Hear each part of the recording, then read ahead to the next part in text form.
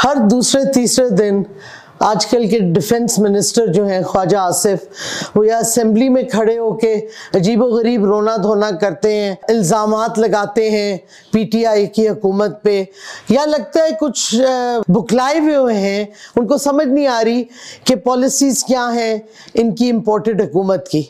बहरहाल कई चीज़ें वाज़े करना चाहती हूँ मैंने पहले भी ये कई जगह बात की है कि ये जो मुज़ाकरात की बात होती है टीटीपी के साथ और पीटीआई का नाम उसमें आता है और हमारी हुकूमत का और चेयरमैन इमरान खान साहब जब वो प्राइम मिनिस्टर थे, तो दो चीज़ें वाज़े कर दूँ। पहली बात, बिल्कुल जनरल बाजवा ने ये सजेशन या पॉलिसी प्राइम मिनिस्टर को पेश की थी उस वक्त इमरान खान साहब को, लेकिन इमरान खान साहब ने इन प्रिंसिपल अग्री किया, लेकिन ये कंडीशन लगाई कि पहले एक मीटिंग बुलाई जिसमें काबीना के मेंबरान और जो पहले फाटा कहलाता था अब वो मर्ज हो गया है केपी में, उन इलाकों के और स्वात वगैरह के जो इलेक्टेड एमएनएज हैं उनको उस मीटिंग में बुलाया। मैं भी उस मीटिंग में थी, वहाँ जनरल फैज़ भी थे और मिलिट्री वाले लोग भी थे।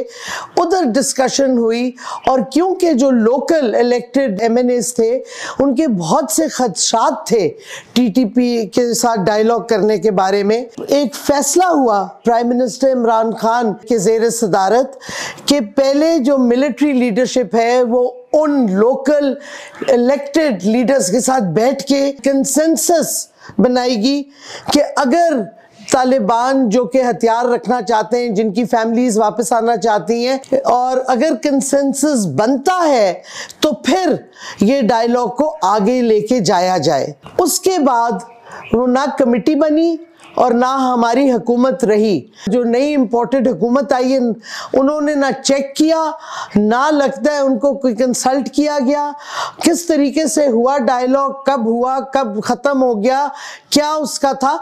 ये ख्वाजा आसिफ तुम्हारा काम है, तुम डिफेंस मिनिस्टर हो। कौन है जिन्होंने ये डायलॉग किया जो नहीं कामयाब हुआ, कैसे दहशतगर्दी बढ़ी? तुम हो डिफेंस मिनिस्टर, चू चू चाचा कर रहे हो खड़े होके असेंबली में कि मुझे तो नहीं पता, मैं तो इधर ही गया था, कॉफी पी के पता नहीं किसने क्या कर दिया। और भाई 10 महीने हो गए जब से दहशतगर्दी बढ़ी है, ये तुम्हारी जिम्मेवारी है। तुम अभी अफगानिस्तान से होके आए हो, उसके बाद तुमने 2 दिन बाद तकरीर की है कि इधर बैठ के असेंबली में जनरल बाजवा ने कहा डायलॉग होना है, तो तुम कुछ नहीं बोले उस वक्त। तुम पिछली असेंबली में भी थे, जब हमारी हुकूमत थी तुम भी थे, तुम्हें सवाल करने की जुर्रत नहीं हुई थी। हमने तो उस वक्त भी जनरल बाजवा और जनरल फैज से सवाल किए, रिकॉर्ड होगा अगर रिकॉर्डिंग उसकी होगी मीटिंग की। तुम चुप क्यों बैठे रहे थे? तुम्हें क्या खौफ था? और अब तुम डिफेंस मिनिस्टर बन गए हो तो कौम को जवाब दो, क्यों हमारे लोगों का पेशावर में जो दहशतगर्दी हुई है, कराची के पुलिस ऑफिस में जो हुई है, ये कैसे हो रही है? इंटेलिजेंस फेलियर क्यों हो रहे हैं ये? तुम डिफेंस मिनिस्टर हो, डिफेंस फोर्सेस की लीडरशिप से पूछो क्यों ये हो रहा है। और काबुल में क्या तुम बातचीत करके आए हो? आप गए थे DGISI के साथ, क्या फैसले किए? अखबारों में तो यही आ रहा है कि उन्होंने आपको धमकी दी है कि आप पैसे भरें रीसेटलमेंट के, इसके अलावा तो कोई खबर अच्छी तो कोई नहीं आ रही। तो क्या आप करके गए थे और किस तरह वापस आ गए? क्यों हमारी जो फेंसिंग की थी बड़े मेहनत से हमारी फौज ने और बड़ा पैसा खर्च करके, कौम का पैसा लगा है उस पर, वो फेंसिंग क्यों टूटती जा रही है? उस पर इन्वेस्टिगेशन आपने करवाई डिफेंस मिनिस्टर होके?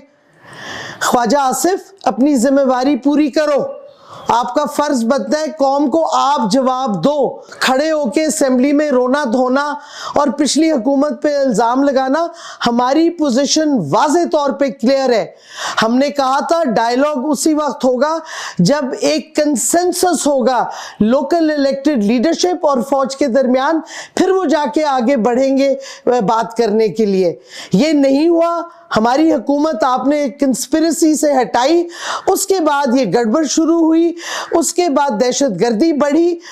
तुम्हारी जिम्मेवारी है, जवाब दो कौम को, रोना मत रो, नहीं तो हट जाओ हुकूमत से अगर तुम नहीं कर सकते अपना फर्ज पूरा। ये कोई तरीक़ाकार नहीं है कि जब कोई मसला उठे तो जिम्मेवारी लेने के बजाय इल्ज़ाम तराशी करते रहो। और ये भी मैं याद दिला दूं ख्वाजा आसिफ कि तीनों एयरफोर्स, नेवी और आर्मी डिफेंस मिनिस्ट्री के नीचे आती है। आइन पढ़ें, रूल्स ऑफ बिजनेस पढ़ें, आपके नीचे आती हैं तीनों सर्विसेज। इस वास्ते आप जवाब दें, इंटेलिजेंस फेलियर क्यों हो रहा है, सिक्योरिटी फेलियर क्यों हो रहा है, पूछें।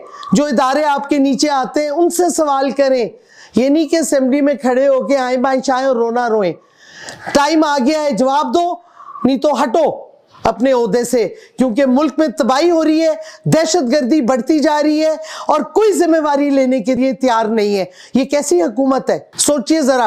कौम को भी पता चलना चाहिए कि आप सवाए एनआरओ के कोई काम में ना दिलचस्पी ली, ना कोई काम किया, ना अभी कर रहे हैं, सिर्फ दहशत फैलाते जा रहे हैं और सियासी इंतकाम लेते जा रहे हैं। ये कोई हुकूमत है? यही तरीका रह गया आपके पास कि कौम पे दहशतगर्दी हो, कौम पे मईशत का बोझ पड़ता जाए और आप रोना रोते रहे असेंबली में। Not acceptable.